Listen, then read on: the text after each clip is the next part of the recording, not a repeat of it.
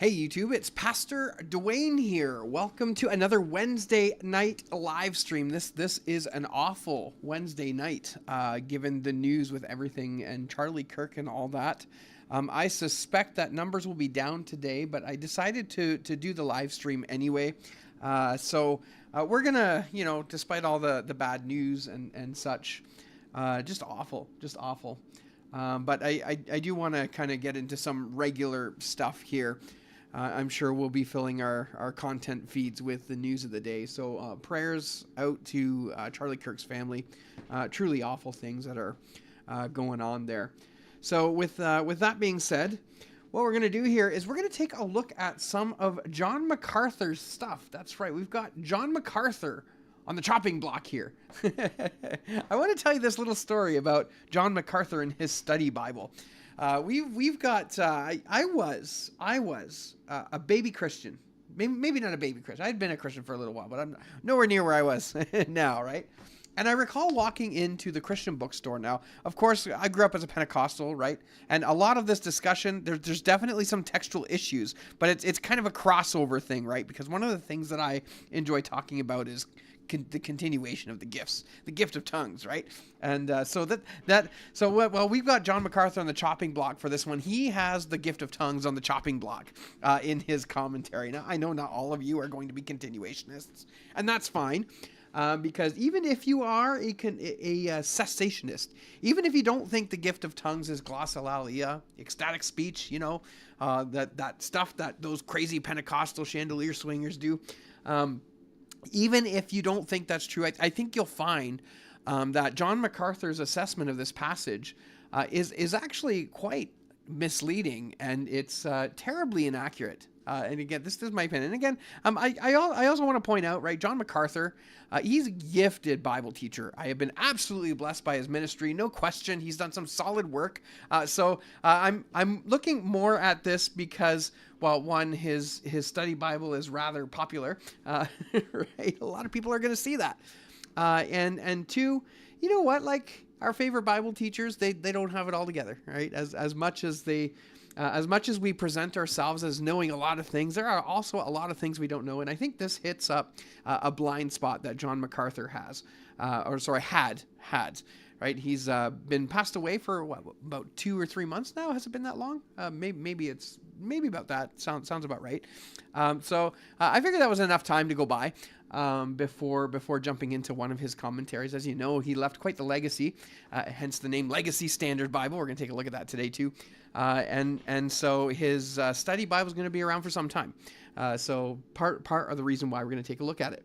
And again, as you know, he wasn't too friendly to the idea that glossolalia, the gift of tongues, was for Christians today, and that the Pentecostal movement, in fact, he used some pretty strong language there, suggesting that the Pentecostal movement, the gift of tongues and the use of tongues, that it either said if somebody was demonic or like these are the kind of words he's using, right? So he's clearly against it. But what also is interesting about this issue that we're going to talk about is this provides, in my opinion, now not all may agree, right? But this provides an example of how a textual variant can certainly impact doctrine. And I think we have an example here where this textual variant had impact doctrine. So I want to look at how he defines the gift of tongues, how he uses the word glossa. We'll take a look at the BDAG entry in there. I also want to take a look at his wild claim that this passage is about pagan gods. It's just wild. I don't know of anyone else who takes this route. That 1 Corinthians 14:2 is talking about pagan gods. I don't see it. I haven't really seen it. Now, I haven't done a completely crazy search, right? But I might go deeper on this a little bit later. But I want to show you anyway what he is saying and dive into that. So just a hello to everybody who's popping in the chat. We've got Heaven. Heaven, I kind of thought you'd pop in. We got Friendly Neighborhood Jesus Freak. He's always here. Revolution made it. He's watching from Australia. He's not doing one of his 6-hour live streams. That Manuscript P1 and 6-1. That's very interesting. That's a very interesting find. I'm not sure it's 616. I don't think we have a 616 there. We can maybe take a look at it really quickly when I'm done here, because you're in here, Nick. and I'll get you to point out a few things. But there's a number of things going on there. But that's an interesting little find in the corner. I took a look at Comfort's commentary, and he doesn't mention that little thing up there. So you might be onto something. That's pretty cool. That's pretty exciting too. We've got Get Gnomed. He's in there. How's it going? Good to see ya. All right, let's pop over. I'm going to screen share. This is the Legacy Standard Bible website. Hey, Alan Frisch, how's it going? I'll just make this nice and big. This is the verse in question, and I purposely got it in the Legacy Standard Bible because this is John MacArthur's Bible, right? Now, he wasn't the final editor on there. I'm not sure how much of a part he played. I know he played some part in this. Maybe he was just published. I'm not sure. But the general editor, I don't think agrees with with his assessment. And it says, "For one who speaks in a tongue does not speak to men but to God. For no one understands, but in his spirit he speaks mysteries." All right, so that's the passage. And of course, 1 Corinthians 14 is, tongues and prophecy. That's what the passage is about, right? 13 is about the love chapter. Everyone knows the love chapter. And then 1 Corinthians 12 is the gifts of the Spirit. And he lists them all there. So those three chapters are like the go-to for us continuationists. I could make a point between continuationism and restorationism, but I don't think we're going to go into that today. I would not fall under the restorationist category. I don't believe the gifts were restored. I think the gifts of the Spirit have always been part of the church. Granted, they may not have been in the same frequency or with the same intensity.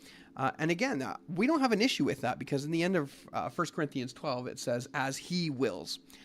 So anyway, too much of a tangent. Really want to get into this. So that was 1 Corinthians 14, 2. I see James Snap has popped in.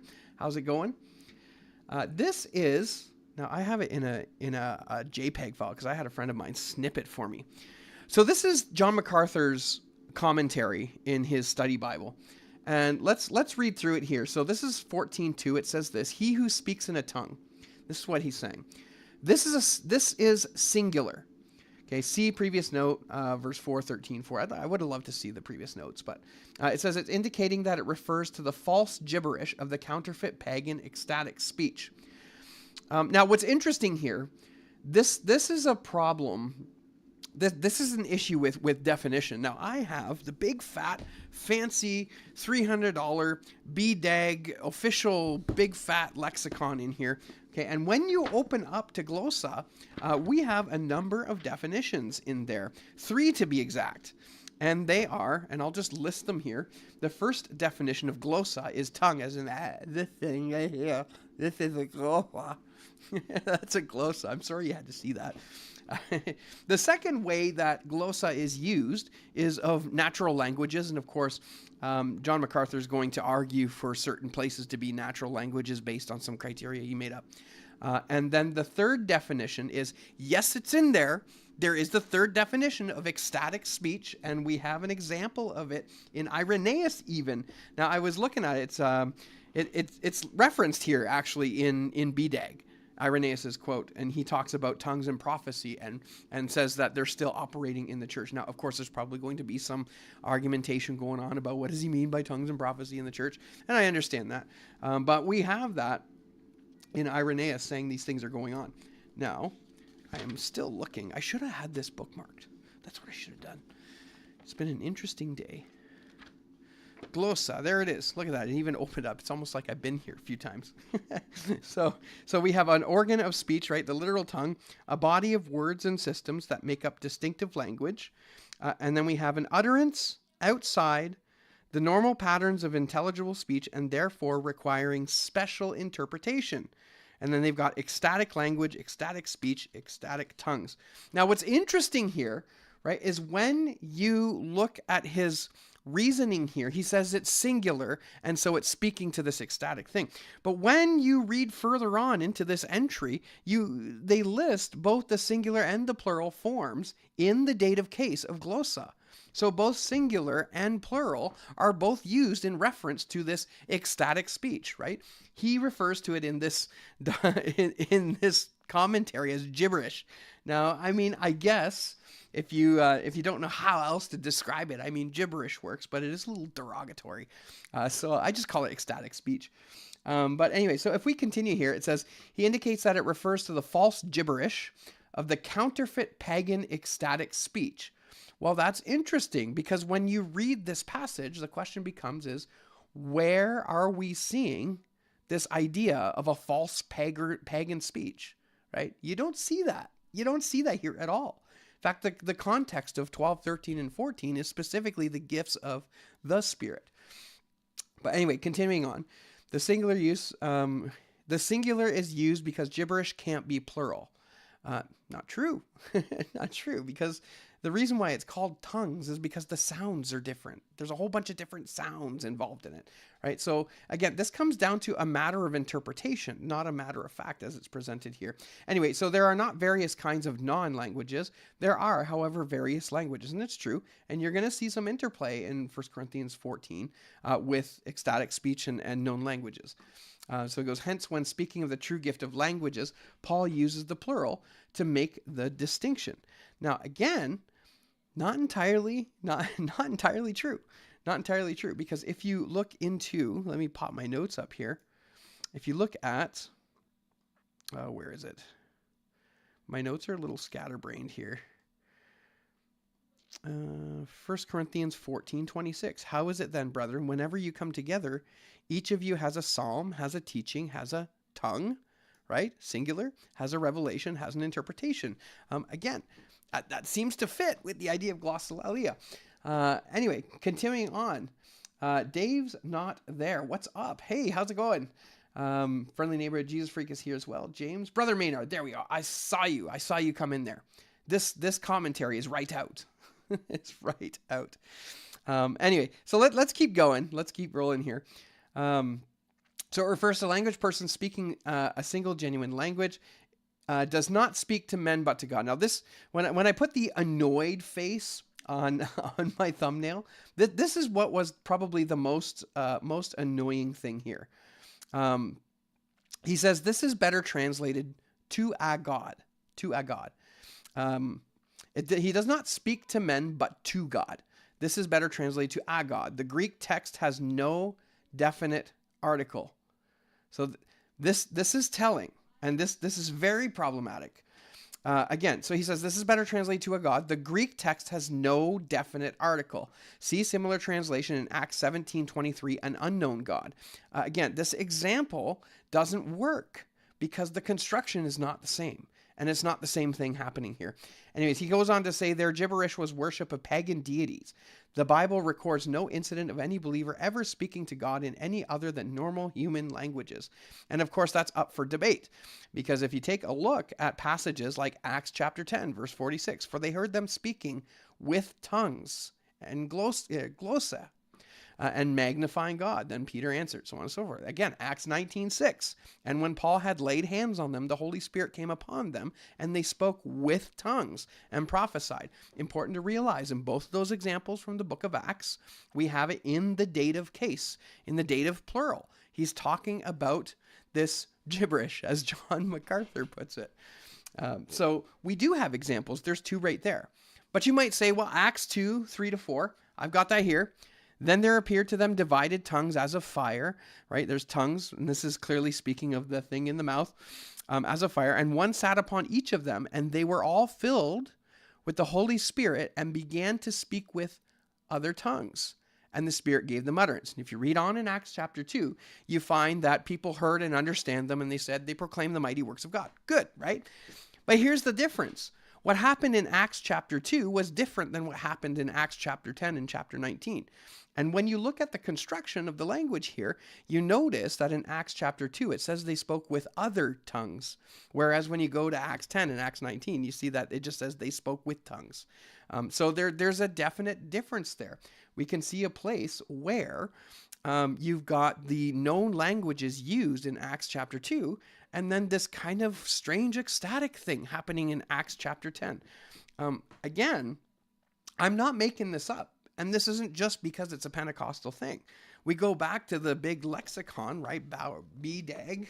This cost me like $300 when I bought it. Okay, this is a big, expensive purchase. When you look at this, it defines it. It gives us that definition. In fact, it uses 1 Corinthians 14 as an example here. It uses 1 Corinthians 12:10, 12:28, 12:30, 13:1, 8. It uses Acts 10:46, Acts 19:6. Apparently, it's always without the other article. There's an exception in 1 Corinthians 14:22 because it's anaphoric. It's pointing back to an original use of the word. And then he goes on to say there is no doubt about the thing referred to, namely the strange speech of persons in religious ecstasy. The phenomenon, as found in Hellenistic religion, is described especially by, and it goes on and lists a whole bunch of resources there. So, again, at the very least, this is how I take that. Now, I want to. I see a little bit of banter in the comments here. Let's pop over the comments and see what you're saying, and then we'll come back to the textual variant there, because this, in my opinion, is what kind of breaks this. Well, I mean, there's an interpretational angle as well, or a grammatical angle as well. So let's pop over. My day started at 6 o'clock this morning. It was crazy. All right. Excuse me. Let's pop over here. All right. So what are y'all saying? So we've got James Snap says, hello, get gnomed. He's literally pulling the same shtick here as the JWs regarding John 1:1, right? Right? We'll go over that. MacArthur's interpretation here is pretty whack. I know. I don't know. Is there any other interpretation that suggests that this is to a pagan god? Because I have not seen it. I'd be curious if anyone else has seen this, or if this is specifically a John MacArthur thing. It's the same justification. Yeah. What's up, Dwayne? Dave's not there. 01. How's it going? Even Latin, lingua means both tongue and language. French does the same with langue, but Spanish doesn't. Langue idioma.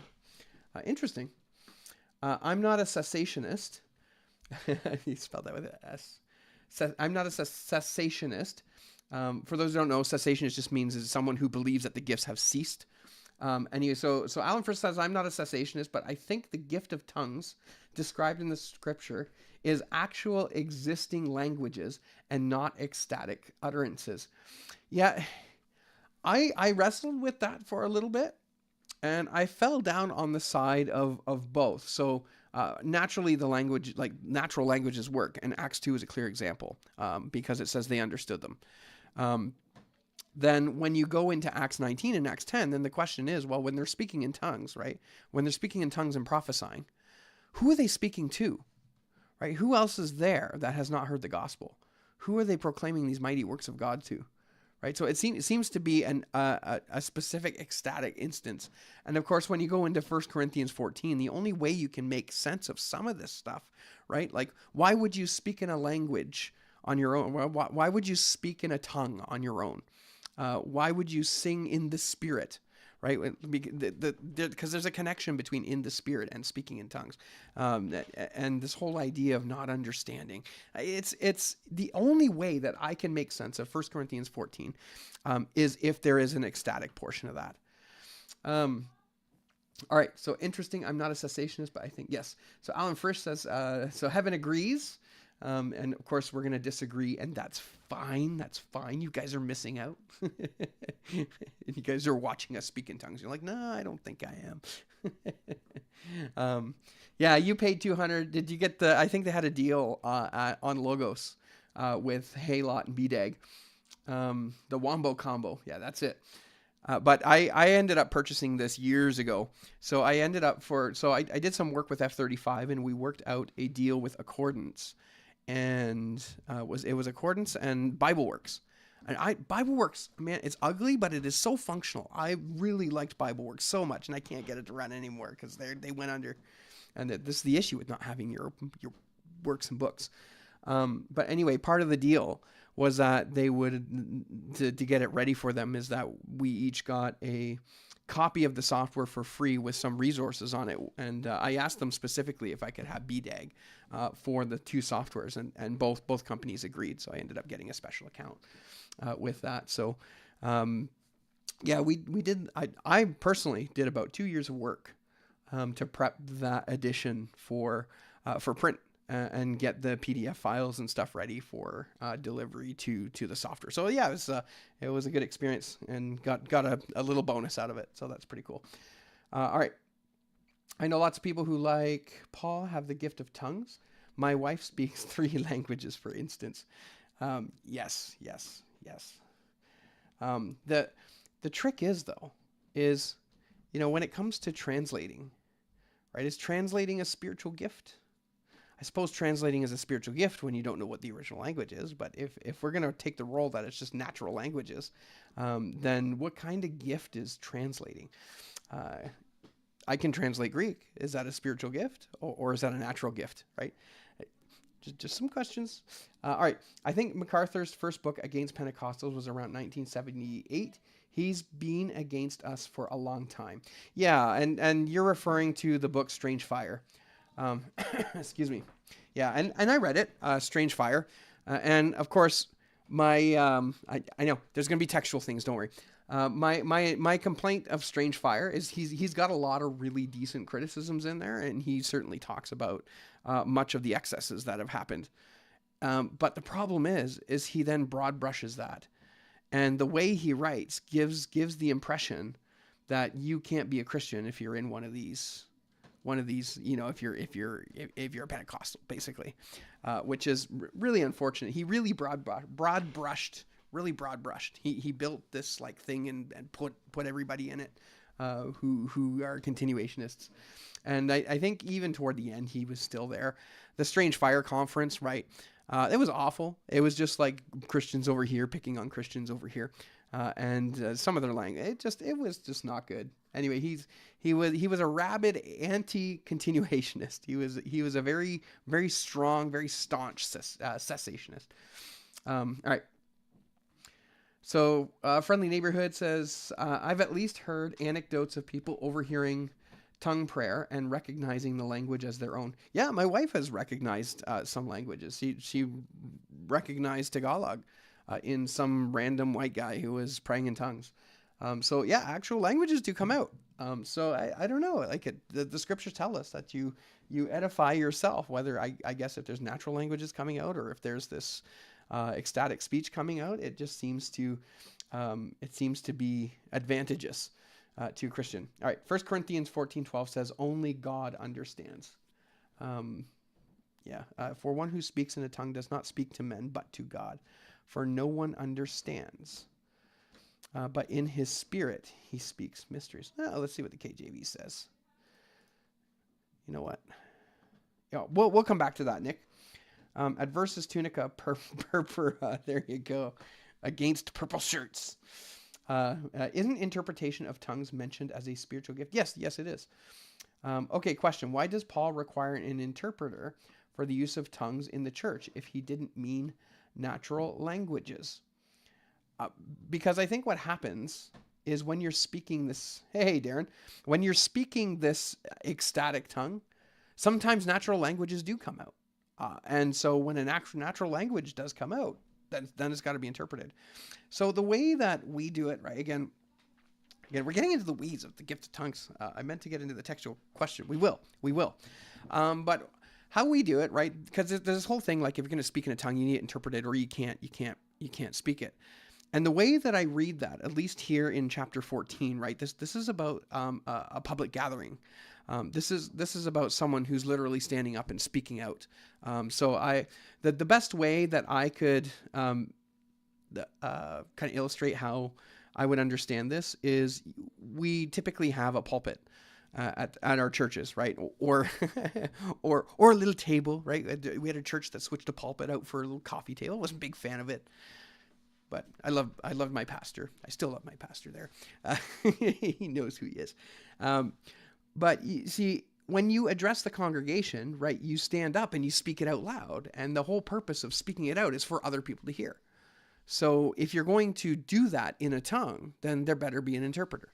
That's how I read the passage. But if it's a time of worship and everybody is just raising their hands and they're singing and they're kind of praying to themselves, and some people are praying in tongues and stuff, and then I don't see that as a violation of the commands that we have in 1 Corinthians 14. Because again, this is specifically addressing people who are standing up and addressing everybody in the congregation. All right. Adversus tunica, isn't interpretation of tongues mentioned as a spiritual gift? We talked about that. Are you a married man? Yes, I am a married man. My wife is upstairs, the kids are in bed, and I am down here plugging away. Darren says, hey Darren, glad you could make it. Sander SDCA says traditional Pentecostals would oppose charismatic excesses as much as non-Pentecostals, and perhaps more. Exactly, right? We oppose the excesses, right? Now, we often get, what's the term? Like when you see all these extreme things happening from people like Paula White and Kenneth Copeland and a lot of these guys, that becomes, to many people who just don't know better, that becomes Pentecostalism. That becomes the Pentecostal church. Now, it's important to understand that, yeah, I mean, you could make a case that some of these things came out of the Pentecostal movement as time went on. But the problem is if you want to go that route and say, oh, you know, you got to have problems with just about every Reformed denomination, because there are liberal branches of just about every Reformed denomination out there. So we wouldn't go, look, there's a you know, a very liberal Reformed denomination over here, so that must mean that you know, its source has been very bad. So yeah. I don't necessarily go there. Okay, so Alan first says, but there are no examples of a group of believers speaking ecstatically in Acts, are there? I would see the examples as Acts 10 and Acts 19 as those examples. So Cornelius, which is kind of a big deal, right? Because it's the first time the Spirit fell on Gentiles. And then after that, Acts 19 was the other example. But yeah, so let's come back. I'm going to screen share again. I want to come back to Nick, Revolution. Nick, come back to his question of the way they rendered that. So NKJV said, "For he who speaks in a tongue does not speak to men but to God." What's the LSB say? "For one who speaks in a tongue does not speak to men but to God." Okay, and let's pull up the KJV. We'll duplicate this one. I'm curious now, Nick.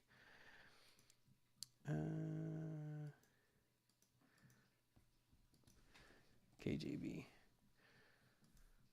How did you? If you're still in the chat there, Nick, how did you render it in your King James Version update? For he that speaketh in an unknown tongue speaketh not unto men but unto God. Okay. It says pretty much the same thing. For he who speaks in a tongue does not speak to men but to God. Okay. And then let's do the ESV. For one who speaks in a tongue speaks not to men but to God. Okay. And then one more. Legacy Standard Bible. Did I lose it here? There it is. For one who speaks in a tongue does not speak to men but to God. Yeah, I would say those are essentially the same. Okay. What we're waiting for there. Let's pop this guy back up here. And I wanted to come back to his statement here. He does not speak to men but to God. This is better translated to a God. The Greek text has no definite article. See similar translation, Acts 17:23. Their gibberish was worship of pagan deities. Now, what's important here? Sorry, I just saw Nick's comment come up. Let me see that. We'll pop over there. We're a little bit off script and all right. So there are diversities of tongues. One only God knows. One to be interpreted. Singing in tongues. Languages in Acts 2. There are diversities of tongues. One only God knows. One to be interpreted. Singing in tongues. Yeah. So what's interesting, again, is when you come back to 1 Corinthians 14, the connection is made between speaking in tongues and praying in the Spirit. That connection is, you can't really deny that. When you come to 1 Corinthians, I'll just use New King James Version here. We're a little off topic here. Sorry, if you came for the textual question, you're just gonna have to wait a minute. For he who speaks in a tongue does not speak to men, but to God, for no one understands him. However, in the Spirit he speaks mysteries. So in the Spirit, he speaks mysteries, and this is the like difficult thing about languages, because if you're speaking in an actual language that could be known, it's not really speaking mysteries. Now you could argue that it's speaking mysteries to the people who don't know the land. That's true. But it seems to be speaking more to that, especially when it's in the Spirit. He speaks mysteries. So, all right, okay. I do want to get to the question here. So when he says this is a better translated to a God. So how MacArthur is viewing this passage is when he says, "For he who speaks in a tongue does not speak to men, but to God." Right. This is MacArthur, his interpretation. He says, "For no one understands him. However, in the Spirit he speaks mystery." So what he's suggesting here, what he's saying is that when Paul is talking about the gift of tongues, when he's talking about ecstatic speech, that according to MacArthur, he's talking about people who are practicing pagan practices, not only pagan practices, but he's talking about people who are praying to pagan gods. Now, when you read the first part of the epistle, it's understood that the Apostle Paul is writing to Christians here, right? Now, of course, they have some issues, right? We know that the Corinthian church was like the bad church, right? It's like the example of what not to be. But pagan worship, I like that. That's a bit of a stretch for me. I don't see that you can get a pagan god. And what's interesting about this is you look down and it says, he who speaks in a tongue edifies himself, but he who prophesies edifies the church. And then he says, I wish you all spoke with tongues. So how is he making the connection that, he who speaks in an unknown tongue he who's speaking in tongues here is speaking to pagan gods, but all of a sudden when he says, I wish you all spoke with tongues, right? There's no shift. There's no shift in the language here. There's no shift going on. Contextually, it just doesn't work. It doesn't make sense. There's nowhere else. There's nowhere else as explicit about this pagan god, right? This is contextually. But the question we want to ask is the textual question. What is going on here? In Greek, the word the, let me see if I can find a Greek. I should find a Greek one here. Hang on a second. I'm going to pull this up in Greek. Let's do Scrivener's Greek, New Testament. We'll probably get the one that is full of errors. Let's do Greek, Scrivener online. We'll probably get the one at KJV Bible. Oh, apparently there's some software called Scrivener. Textus Receptus. There we go. No, that's not it. I should have had this ready to go. It's been a weird day. Receptus online.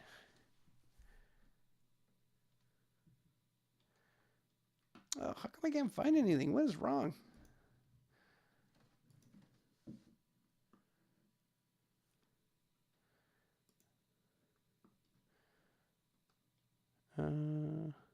I could use the Apostolic Bible, Polyglot Greek Study Bible. Yeah, this will work. Let's go to First Core 14.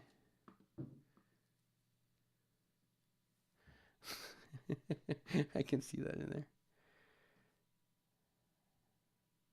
Oh, there you go. You're using the Scrivener app right now. All right, 14.2. Okay, this will work. This will work for now. So this is Bible Hub. This is, I think this is the Westcott and Hort text. So I can show you the difference here. So you've got Hogar lalon, the one speaking glossi in a tongue. Okay, Hogar lalon glossi. Uk anthropis lali speaks not to man, Allah, but theo, to God. Udis he does not, for he udis garakui for udis garakui pneumati, for he does not hear the Spirit. is that here? I'm getting all confused here. Anyway, so the question here is this: Theo. The problem that we have here is that the word Theo doesn't have the word the in front of it.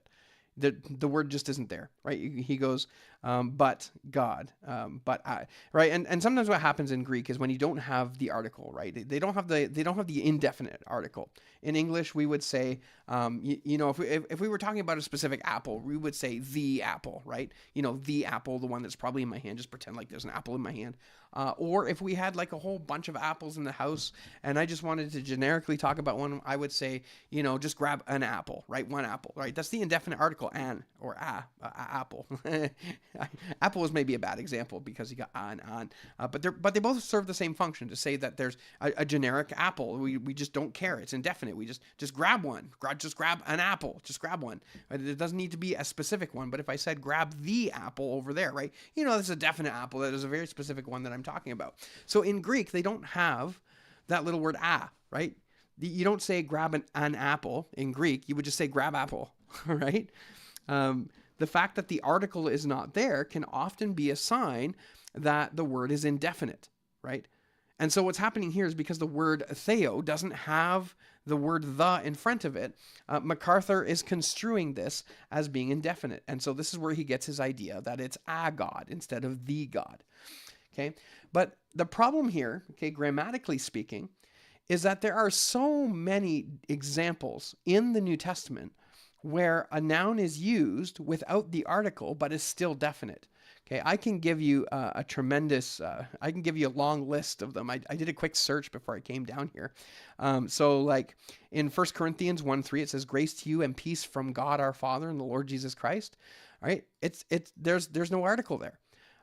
In 1 Corinthians 7:24, brethren, let each one remain with God in the state in which he was called. There's no article there, and there's no question about the God that's being talked about there.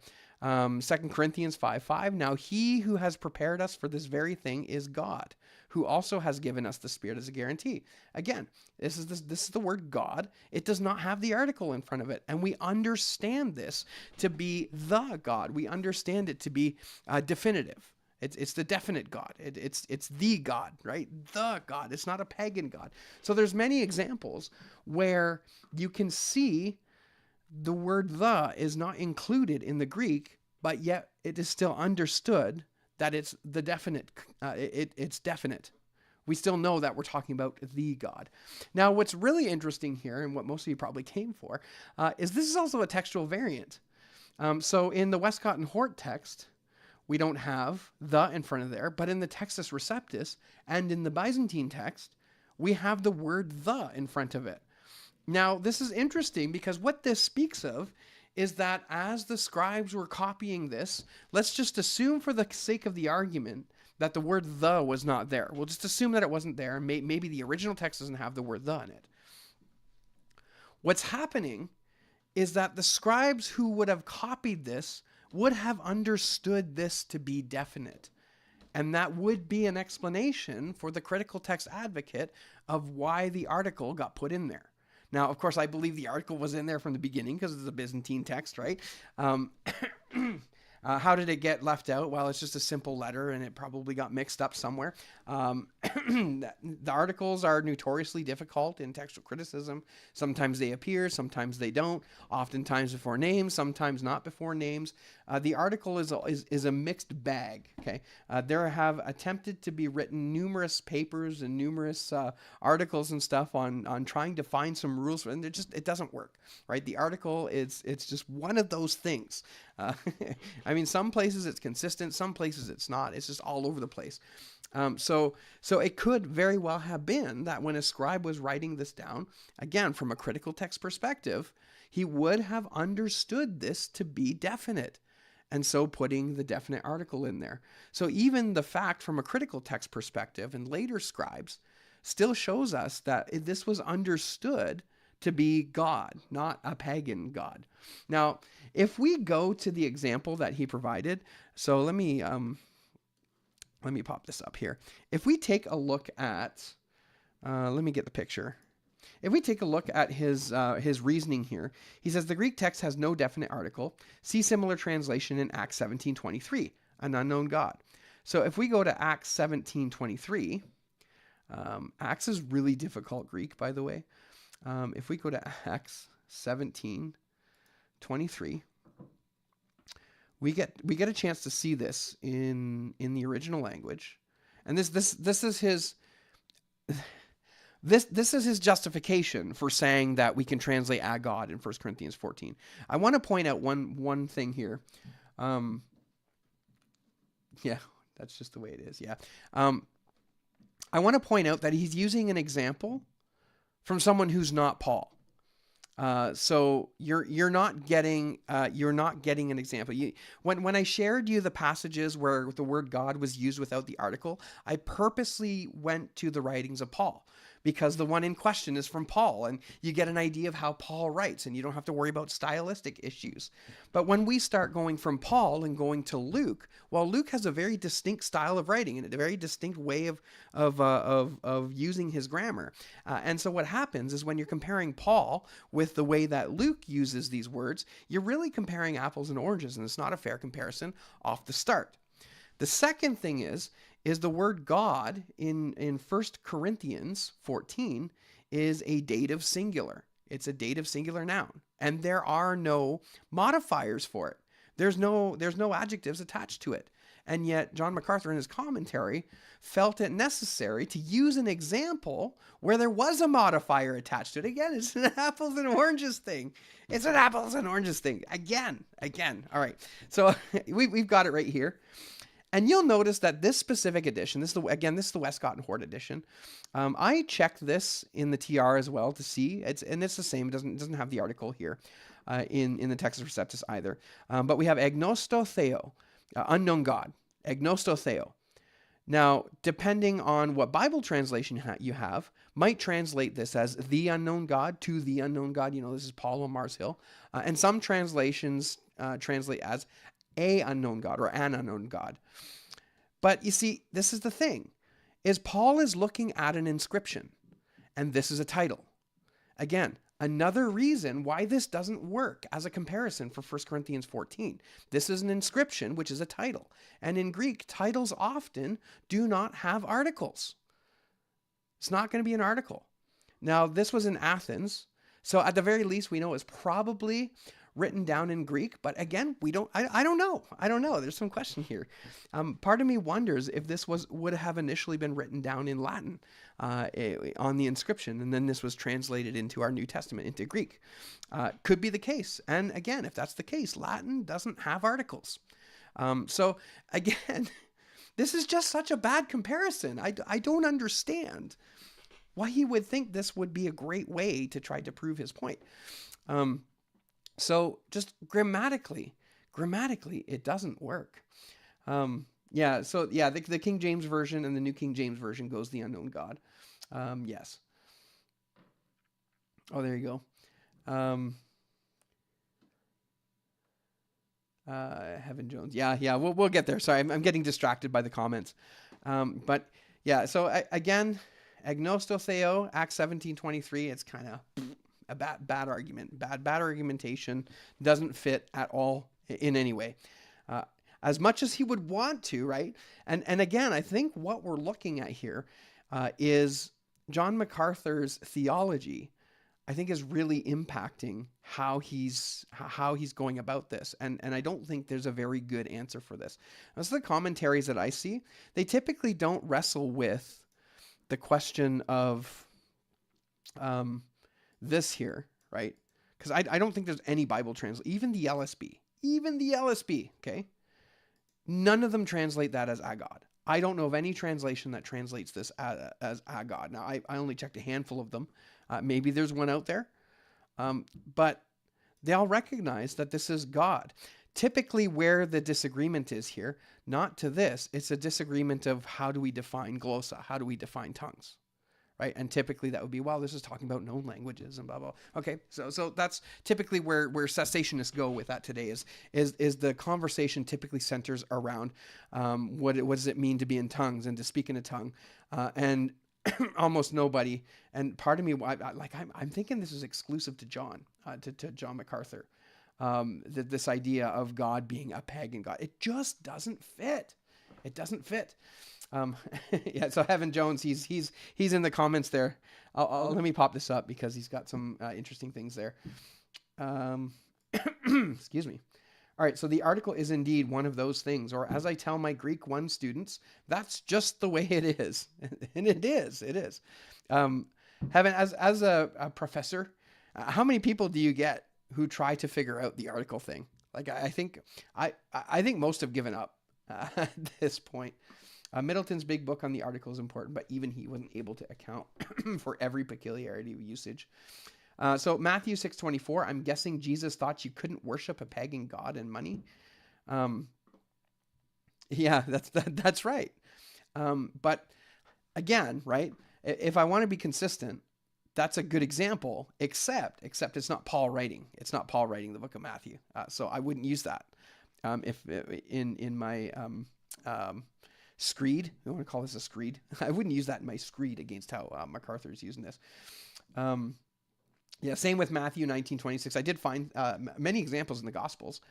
Mark 10:27 and its 2 usages of God in the dative, one with and one without the article, is a fascinating example. The Latin equivalent of ignoto Deo can be to God the unknown. Yeah, to the unknown God. Yeah, that's right. Yeah, because Latin doesn't have articles. So, but yeah, so let's talk to the textual issue. I know I've been saying I'm going to talk about the textual issue. So it really seems that John MacArthur's argument for this to a god, to a pagan god, requires that the article isn't there. Now, when I say that his example requires that the article isn't there, if the article isn't there, it still doesn't mean that his interpretation could be correct. If the article is not there, it could still be definite, and we went through a few examples. But if the article is there, then it completely does away with John MacArthur's idea of a pagan god. And what's interesting is his dismissal of the textual question. And this is a pretty big textual question. So if you come down here, to a god, the Greek text has no definite article. See similar translation in Acts 17:23. Of course, he left out all the other examples that we could provide. Their gibberish was worship of pagan deities. Again, he's using that word, gibberish, right? This is, this is what do you call it again? When a word is used, this is a derogatory term, and undoubtedly MacArthur is using this derogatorily here. The Bible records no incident of any believer ever speaking to God in any other than normal human languages. All right, yeah. So I lost. There we go. All right, here we go. We'll try this again. All right, so this is better translated to a god, and then he says the Greek text has no definite article. See similar translation. That's it. The Greek text has no definite article. Okay, we're gonna stop right there.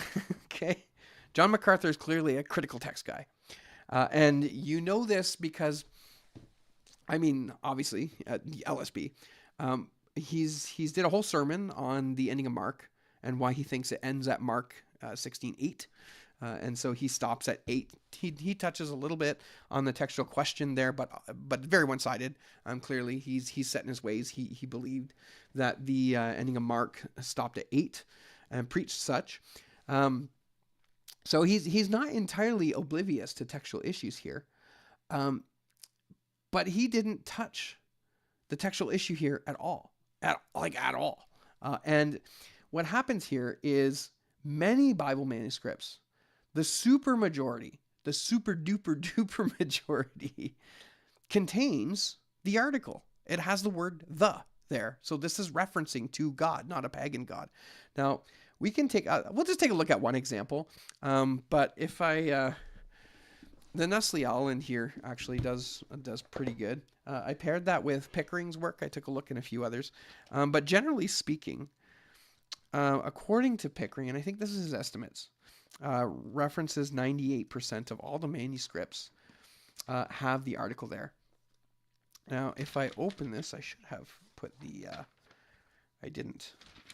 You see, I'm all out of sorts. Normally have all this stuff ready to roll. But 1 Corinthians 14, verse 2, if I come down here, we have listed, and we're going to take a look at Sinaiticus, just because it's online and we can look at it, and there's some kind of neat things happening there. But 4.2, so the article is included in the Olive's Corrector, Alexandrinus, Codex Bezae. Shout out to the Bezae onlyists. The corrector on Bezae is there. And we got K, Lambda, Psi, 0243, 33, 81, 104, 36, the number of minuscules. And then, of course, the majority text listed here in Leslie Allen's 28. And then the support for the omission of the word the. We have P46, Aleph, original scribe, B, so there it is. So you got the agreement of Aleph and B. That's really, really, and then you got P46, right? You got D, original scribe, because the corrector of Codex D put the article in there. Then you got FGP 6, 630, and 1730. So we got 1, 2, 3, 4, 5, 6, 7, 8, 9, 10 manuscripts. 10 manuscripts have omitted, and these are Alexandrian witnesses, I believe. Have omitted the article. 2 of those had been corrected to include the article, and then the majority, along with a number of other unsealed witnesses, have actually included the article. So if you weigh Aleph and B tremendously, right, which text criticism today does, reasoned eclecticism today tends to see Aleph and B, their agreement, as very important. So that it's going to be geared toward that. But if we take the majority and we take the correctors to Codex Aleph and D, for example, it stands well on its own as well. Yeah, but Bezae's been corrected, Mr. Moreno. Bezae has a corrector that put the article in there. So let's take a look. Let me see if I can pop up Codex Sinaiticus. I have it in my notes, so it should just be a quick link here. Might stutter a little bit when it opens, but that's okay. Let's do this. We don't need that anymore. Codex Sinaiticus. This should open right up to the page. And it's great because I have the verses there. It's right on the end column. Let's see if I can zoom in. Are we still... I just want to make sure we're still looking. There we go. So we'll zoom in. Boop.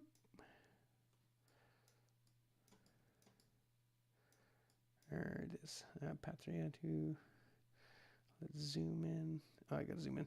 I don't know why it keeps doing funky things here. There it is. Zoom in closer. Oh, there we go. Where is it? I lost it. I zoomed in and I lost it. There it is. Where did you go? Yeah, I'm going to cheat. I'm cheating now because this is so much easier. 14.2. There, down a little more. All right, there it is. There it is. Right there. Right there. You can see that secondary scribe squeezed in the article there. Right there. That's toe. That's the dative singular article, the word the. And you got... I'm getting distracted by the comments again. All right. So you've got it right here. Where is it? Glossi uk anthropis it's so hard. Lali alatotheo Thesgar acui pneuma ide lali. All right. Yeah, there we go. Slowly working through that. But yeah, it's just interesting. And why this is interesting is these corrections, like how we see this corrected here in Codex Sinaiticus, typically only go one way. They don't go the other way. I don't think there are any examples where you have the article and someone has scratched it out. If someone happens to find one, let me know. But typically these corrections that go from an Alexandrian reading to a Byzantine reading, those typically only go that way. They only go Alexandrian to, at the very least, it's what do you call it? Man, I am just kind of out of it. What is that word? Disproportionate. That's it. Typically what happens is the corrections go Alexandrian to Byzantine in a very disproportionate way. You typically don't see corrections going from Byzantine to Alexandrian. If you do, it's certainly not as you don't see it as often as the other way. So yeah, again, this is a textual question, and we come back to what John MacArthur was saying in his commentary. The reason why I'm so annoyed and why it's so frustrating is because he states this as fact. In fact, he doesn't even state it as, he just states, it doesn't have the article, and so it means this. And they're really like look at the size of his commentary. Look at it. It's huge. It's huge. Okay. Like he could have mentioned questions of textual character. But you see what's happening here is John MacArthur, he is a critical text guy through and through. And what I think would happen here, and this is why this is important, is because that article, as much as it's a small word, a tiny little word, and as much as those articles are a pain in the butt, right? This appears to have helped John MacArthur make his case for cessationism, at the very least to make his case against the idea of tongues. And so, again, if that article is there, he can't make the case that this is a pagan god. I would be curious to see, obviously we're not going to see this. He's not alive anymore. This would be like an alternate universe kind of thing, but I'd be curious to see how he gets around that, how he interprets that passage, if the article is there. So again, I would side with the Byzantine reading here. We've got, like I said, we have the Byzantine text form on our side. We've got the super duper majority. Now, of course, you don't use the entire, right? The question of super majority, as the desire, but it's a big thing. It's a big thing. And we could make a case, where if it was there, how it got removed, right? Because, errors typically are removals, right? I get that. If it wasn't there, how was it added? Well, I suppose you could make the case that it was added because scribes saw it as articular, right? As definite. So, again, this is just you can see why I'm annoyed. You can see why I'm annoyed with this one. I think this entire passage, there's a lot of assumption. I'm calling it a passage. I'm calling John MacArthur's work a passage. Have I inadvertently canonized John MacArthur's notes in his study Bible? No, I have not. No, I have not. But yeah, this just goes to show, right? That there's just so many assumptions in John MacArthur's writing here. And it's not just that there's so many assumptions. I understand we have to make assumptions sometimes. But at the very least, when you're going to make an assumption, you need to make it clear that you're making an assumption there.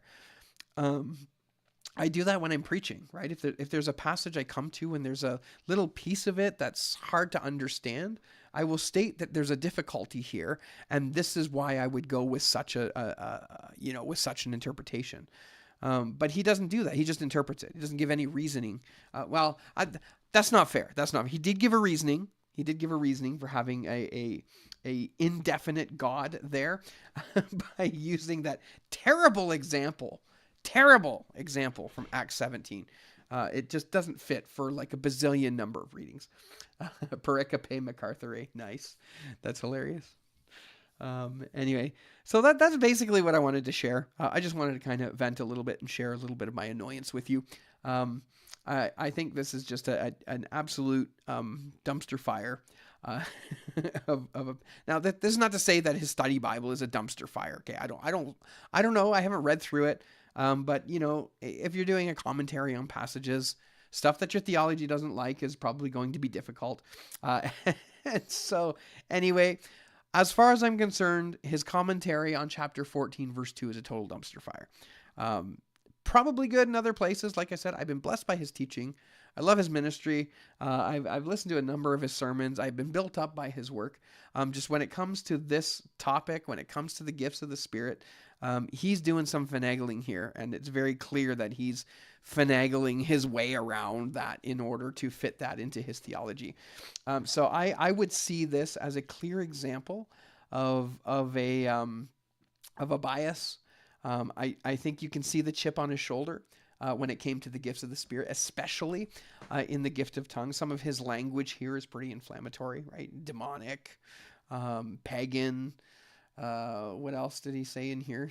Gibberish, right? Like there's a very clear, there's a clear bias here on the gift of tongues, and this really did, I think, in my opinion, really influence the way that he interpreted this. And again, from what I can tell, this whole idea of a pagan god, that seems novel. I can't think of anyone who had suggested that. I can't think of any other commentator that would suggest that it's a pagan. I think this is a novel interpretation from him. And part of the reason why I came up with this today is Heaven would know, because we interacted a little bit on Facebook. There was a gentleman who posted, I think it was in the Texas Receptus group, Texas Receptus Academy. If Nick's still in here, he's moderator of that group. And somebody asked a question about just about that. And as soon as he said, "Is this a god?" I recognized it immediately. Just immediately. I knew this was MacArthur's commentary because I had seen it before. It's not any spiritual gift of discernment or anything. I just happened to come across it one day at the Christian bookstore. I remember I was there and I saw John MacArthur's commentary and I just flipped open randomly. And it was 1 Corinthians 14 too. A God. And I saw a God. It jumped out of the page at me and I was like, what is that? It's just like, what? And I remember showing Steph and I remember showing the bookstore owner. I was good friends with the bookstore owner. I haven't talked to him in a while. I hope he's doing well. And I was just like, what is this? And even back then, I knew that was silly. Anyway, now that I've gained a little bit of knowledge and a little bit of experience, I've come to see this as exceptionally silly. So, all right. Anyway, so that's it for the John MacArthur stuff. I hope you found that helpful. I know it was a little bit more scatterbrained today. That just means that when I edit this down to a little 20 or 15 minute segment, it's probably going to take me a little bit more work, but that's okay. All right. So let's pop over to the comments. I see James is talking up a storm in there. After that, we'll take a quick look at P1. I know Nick's in here. This was something Nick pointed out in the textual criticism group. And we'll just poke around at it for a few minutes. I think you can see my books here. All right, let's go up here. Ross Lewichuk, thank you so much for the $10 super chat. Appreciate that. Again, that helps. It goes to help paying for some of the stuff that I got to pay for to keep this stuff going. So Zoom interviews and stuff, I have the the professional plan or whatever. So I have unlimited time on Zoom and I do recordings on there. And that helps our church out because I use that for recording sermons and stuff too. So thank you so much. How far up are we going? Danny Cool. Oh, wow. I must have been talking for a long time. What time is it? It's 10:30. Wow. All right. My use of "to the unknown God" was influenced by the KJV. Also, Latin doesn't have any words for the. Heaven Jones says Matthew 19:26. Yes. Matthew 10:27. Yeah, again, like I tried to stick with Paul, just because, Paul is the one writing. God used their personality to produce the New Testament. So that only makes sense. The Latin equivalent, ignoto Deo. Yes, we went over that. Romans 2:7. There you go. Romans 2:17 for a Pauline example of where God is used without the article, and we know who he's talking about. Funny enough, I'm preaching Romans 2:17 this week, so I'll get a chance to take a look at that. Danny Cool, John MacArthur seems to be ignoring context, the style of Paul and Luke, and the fact of a textual variant. Yes, he's ignoring a tremendous amount of stuff here. Again, I think, the blinders went on. The blinders went on when it came up to the gift of tongues. So, all right. Yeah, it would be interesting, actually, to get a hold of this. This is just a snippet my friend sent me. To get a hold of his commentary on 1 Corinthians and read through it and just see what he like, how does he deal with 12, 13, and 14? I'd be curious. From what I understand, he doesn't use the perfect, until the perfect comes, these things will be done away with. He doesn't use that argument and suggest that it's the New Testament. At least when I read Strange Fire, he didn't use it and suggested it should be used. All right. All right, FNJF says at least there's context to justify an indefinite interpretation in Acts 17:23. Yeah, I wouldn't even go there. I don't even think we can make it indefinite or definite, because it's clearly a title. So Yeah, I don't think you would do either. And of course, that sounds weird to us in English, but it's a title. So, all right. Friendly Neighborhood Jesus Freak says TLDR, MacArthur engaged in eisegesis. Sure looks like it. IRC, there were others. There were other altars to unknown gods. Yep. Danny Cool, I feel like he must have rushed his interpretation because I can't see how you can think this if you do a double check your work or go back and read the passage. That's actually an interesting. I wonder if he had somebody, like clearly he probably had an editor to go in, but I don't think they were looking for theology. I think they were probably just looking for, grammatical mistakes, spelling mistakes, and polish up the style, all that kind of stuff. I'd be curious if somebody went through just theologically, checked on some of his work, and gave him some pointers. I get the feeling probably not. But again, there would be in a preface if he had a preface in this edition. Again, we're just looking at a little snippet from it, so I'd be curious to see what else he says. All right, Heaven Jones says, Paul does seem to like the article with the data for God. I did notice that, but there are enough examples where he does not. Yeah, a number of examples both ways have TC issues. Yeah.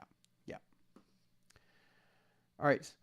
Snap says, Heaven, Mark 10:27. Indeed, O3's non-inclusion is interesting. Yeah, Bizet says it, and I believe it. None of you can hold a codex in your hands and know that you're holding the truth. Nice. All right, Revolution says, I used to have his study edition, and am sure he only brought it out in NKJV, which would be strange to have this note in it. It would. But I actually did find online an NASB edition of a study Bible and an NIV Bible edition. So if you look at my thumbnail, the thumbnail where I have the picture of the study Bible, that's the NIV study Bible, which is interesting because MacArthur doesn't particularly like the NIV. And I think I remember watching an interview with him where he talked about somebody saying, don't you think you think the NIV isn't really all that great, so why would you have a study Bible in it? And his response was like, well, it doesn't matter. Whatever Bible translation it is, I can explain it. So yeah, he was willing to attach his study notes to any translation. All right. Heaven Joe says CNTTS apparatus suggests that the omission is rare. Oh, sure. BZ Jones, it's Claromontanus. Yeah, you know what? I keep getting those two mixed up. What's the letter signum for Bizet? I thought it was D. Is it? Yeah, it's Bizet is it Bizet the Gospel and Claromontanus is the epistles? Maybe I'm getting that mixed up. The Bizet corrector only updated the spelling and punctuation. The 1789 Bizet is the same as the Bizet for you. Yeah, okay. Or so I'm told. Again, thanks for the $10 super chat there. Friendly Neighborhood Jesus Freak says Byzantine prioritist. Nice. Pericope MacArthur. Alas, poor Theodore. Who knows? I feel like I should know that reference, but I do not. Snap says, I regard the Byzantine majority reading here an accretion, but one that captured Paul's sentiment accurately. Where is MacArthur's patristic basis? Was there any? Oh, probably not, because he just glossed over it. But see, what you're doing there, James, is you're proving my other point that even if you go with the critical rendering of this and you say that the article wasn't there,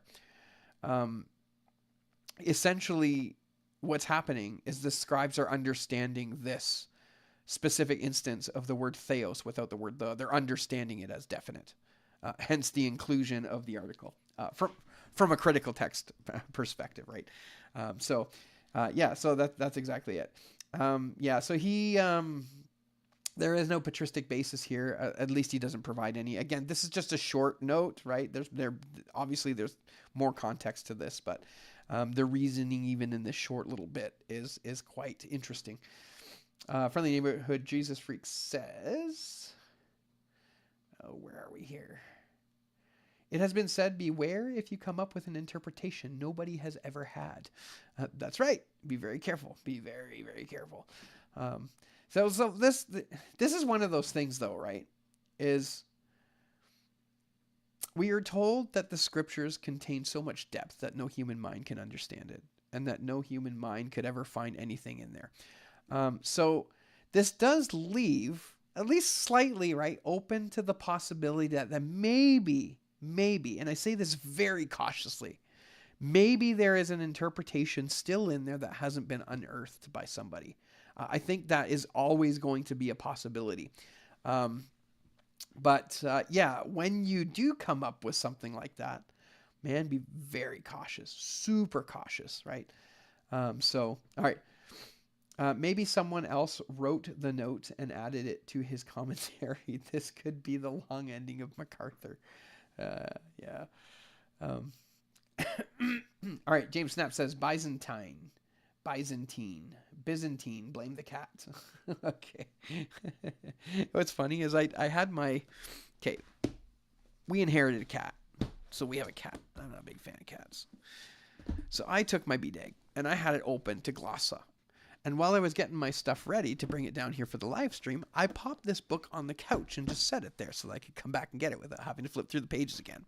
I could have used a bookmark, right? That would be too easy.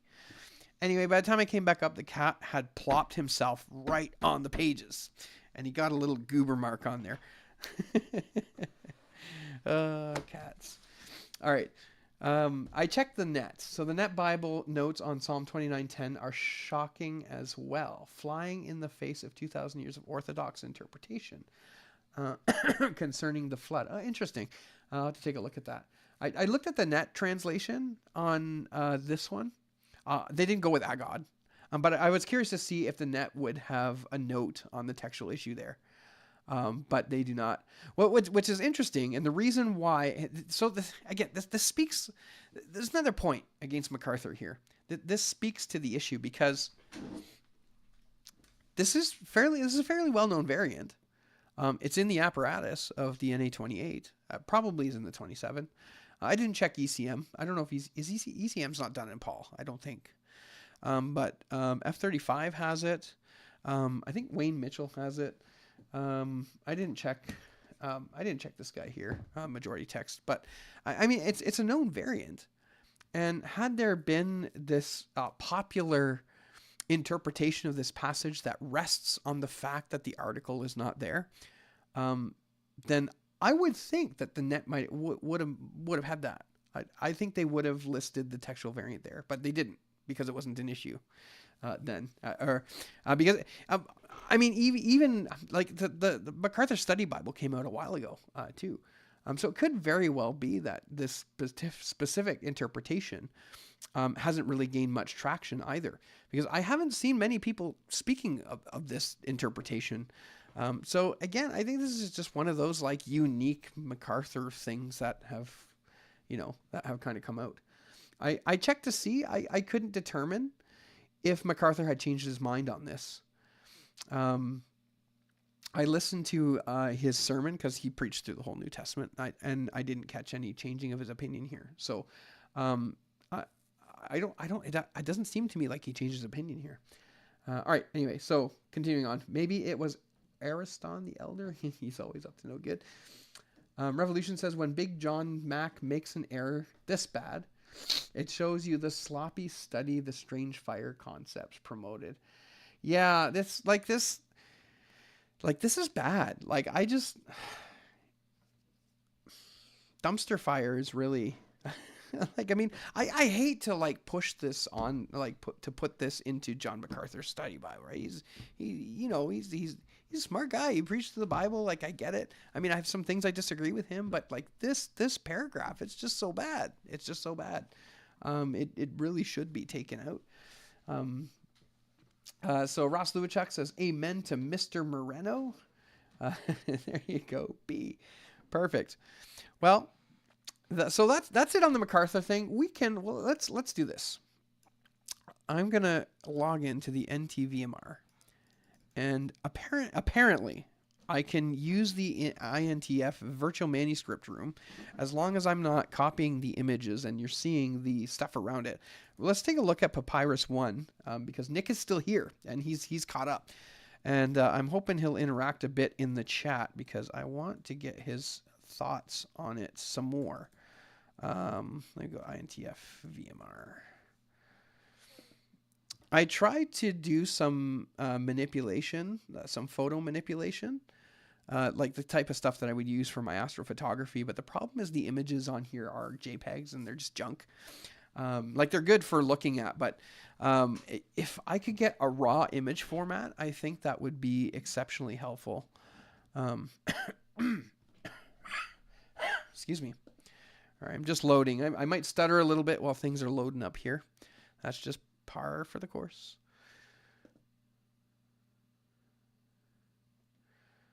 All right, let's see. Oh, we're almost there. Go P1.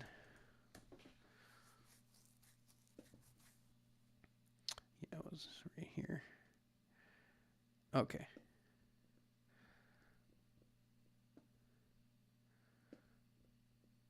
I mean, this P1 might even be available to the public. You might not need a special login for it. So this is P1. Zoom in. So this is a passage from Matthew. I recognize it immediately. Vive los que nacieron Jesucristo, vive David, vive Abraham. And there is some very interesting things happening with this manuscript. But I'll show you what Nick was showing. He did a live stream. I caught some of it, not all of it, because Nick's live streams are very long. But you can see faded right here, right there. There's a key, and there's a iota with a barred line over it. Now, if you zoom in a little bit more, Nick was saying, and he was showing that there appears to possibly be a sigma right there. Now, when I had taken it and did a little bit of work, it almost appeared as though there might have actually been a rho there, if this isn't just happens to be the like just how it naturally wore, and it just looks like that. But what's interesting about this manuscript is if you take a look at the other side of the page. Let me load the other page. So this is the flip side. You've got something going on here. And this is not regular type. This is not in any sort of like column or anything like that. I think what's happening here is this could be a title of something. If I had to guess,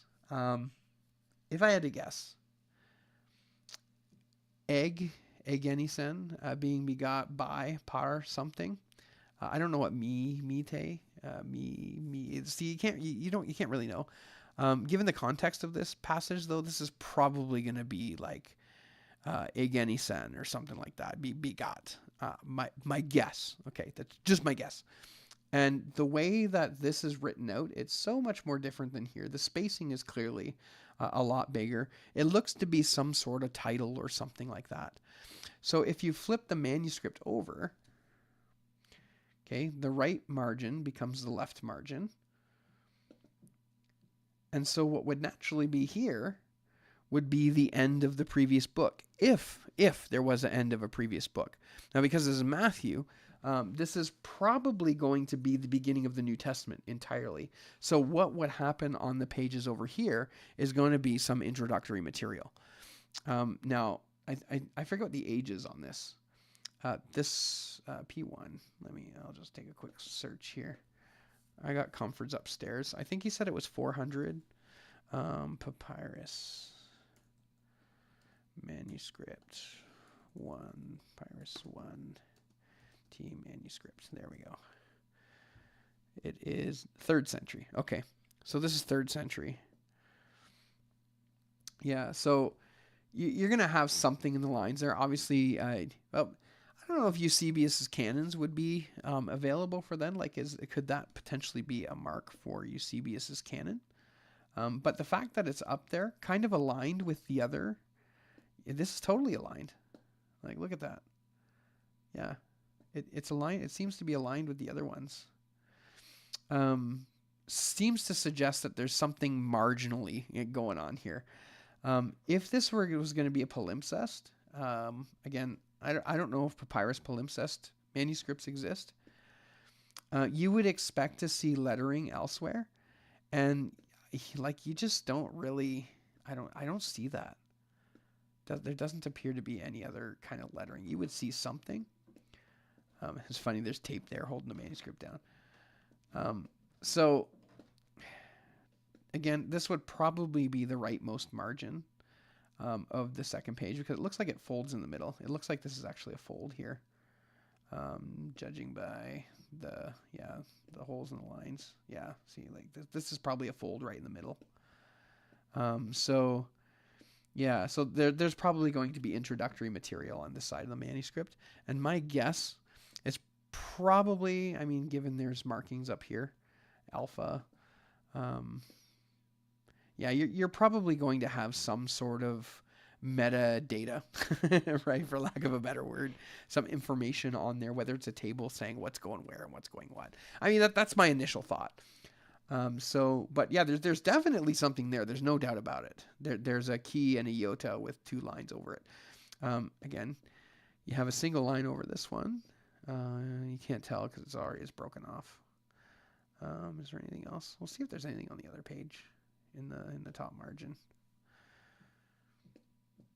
Let's zoom in. Yeah, there's another symbol. No symbols on this side, but again, this is strange. You know what?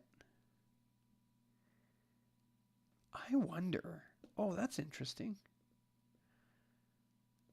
If this is folding, then this becomes a title page. That's interesting. So if this is a folded manuscript, like this becomes a title page, and then the inside of that page becomes the data information on this side, and then this side becomes the content of the manuscript, right? It starts at Matthew chapter 1. So that's interesting. I think Comfort labeled this as like a pamphlet. Okay, I see that. That's interesting. We can take a look and just see if there's anything that suggests there might be some sort of palimpsest stuff. There is. It's hard to tell. Yeah, like this is damaged, so incredibly damaged. But yeah, in the spots that don't appear to be as damaged, like I'm not really seeing. Well, actually, what's that?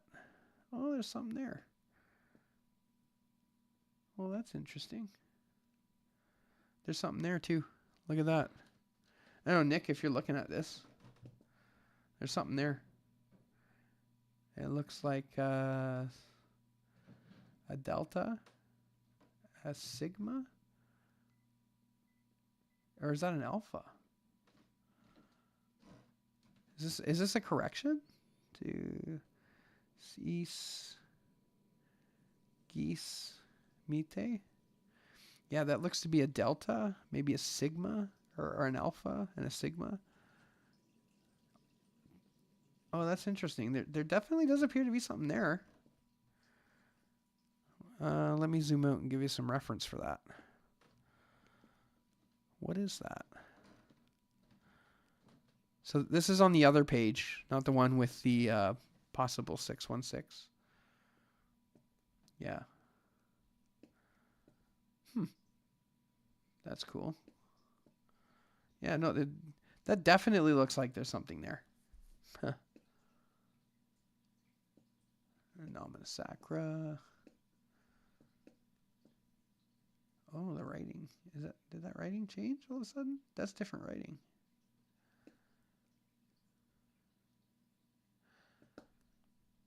Is that minuscule? That looks like minuscule. Huh. There's like weird stuff going on here.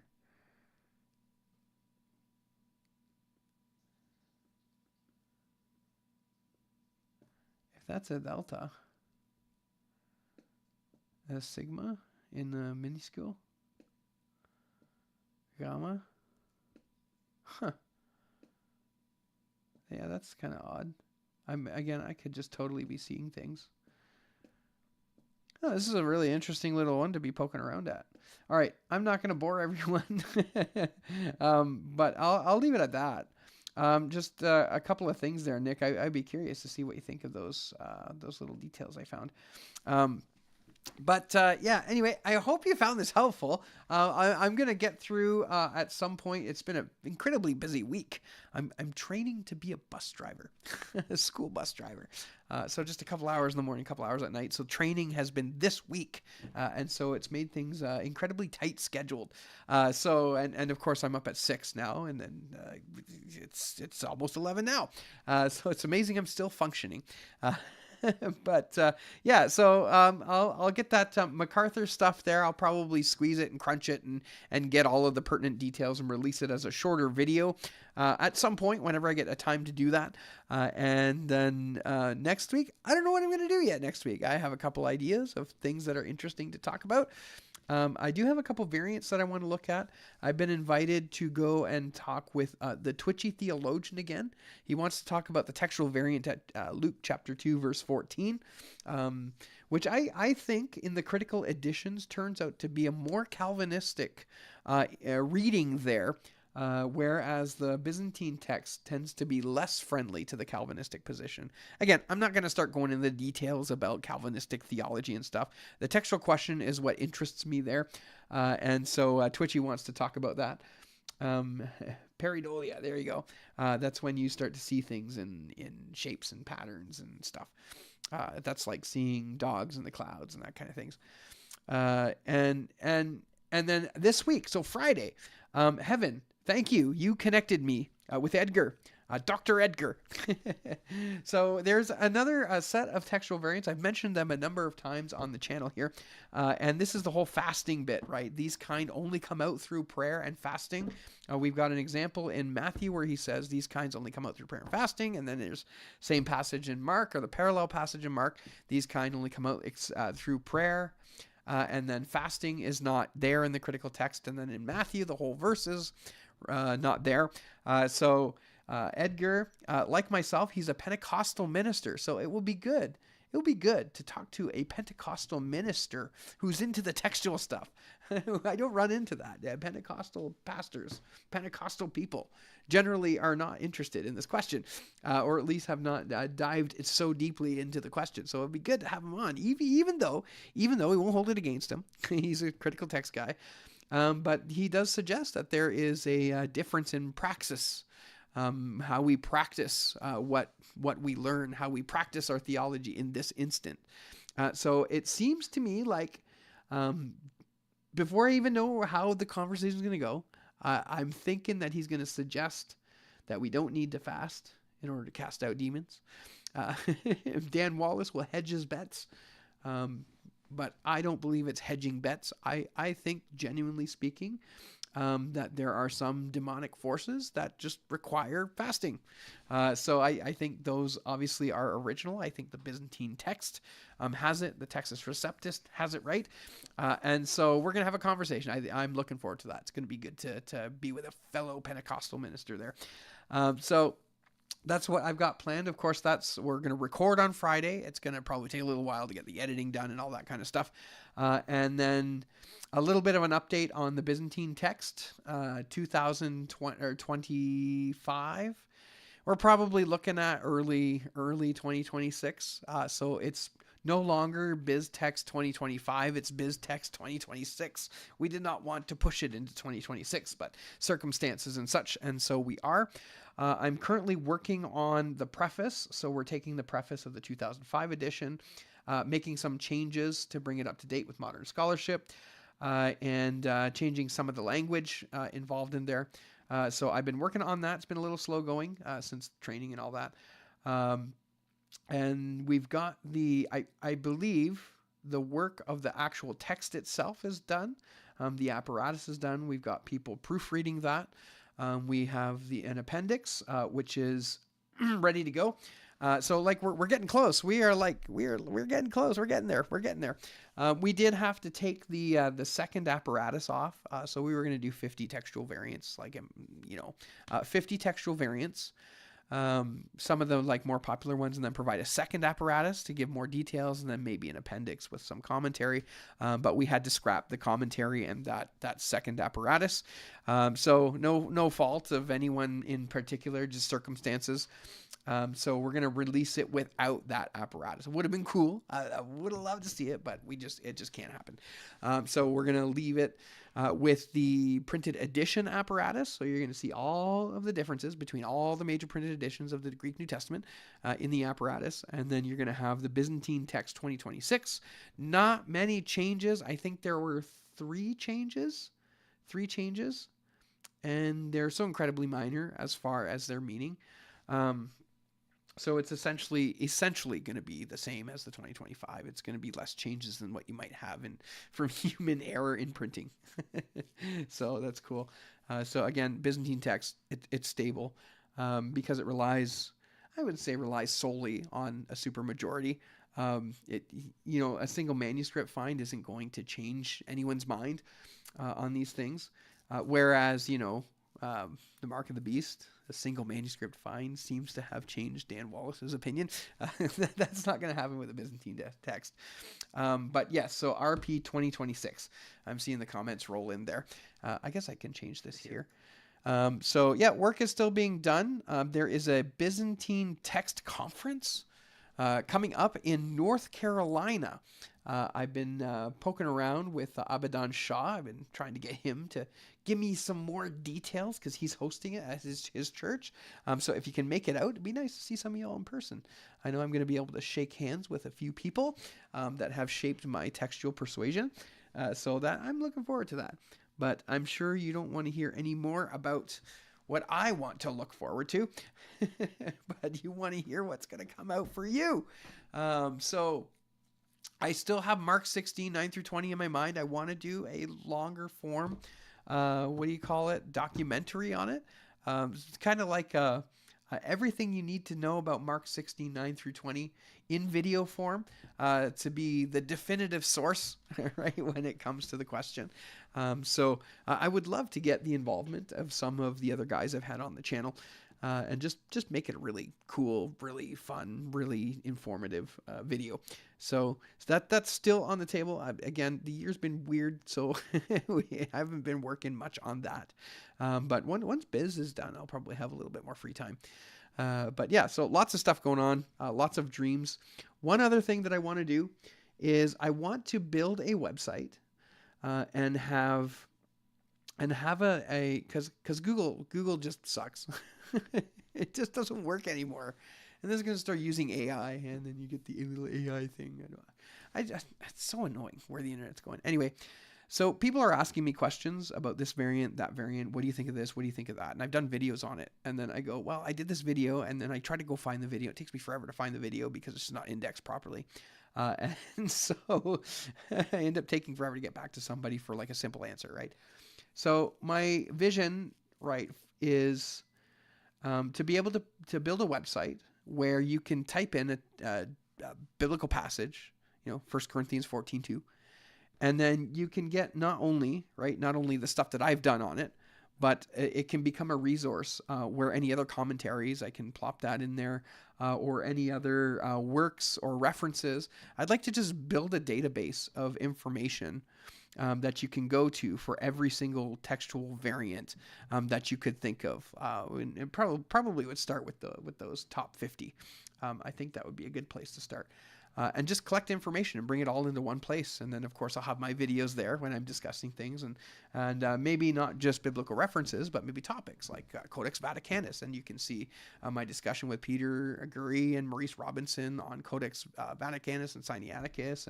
And you can see the Philip Payne stuff on the Distigma and maybe the research from Nehemiah Gordon. My understanding is there's still some more research to come out. So I'm looking forward to see if that's the case and what comes out. Might be interesting.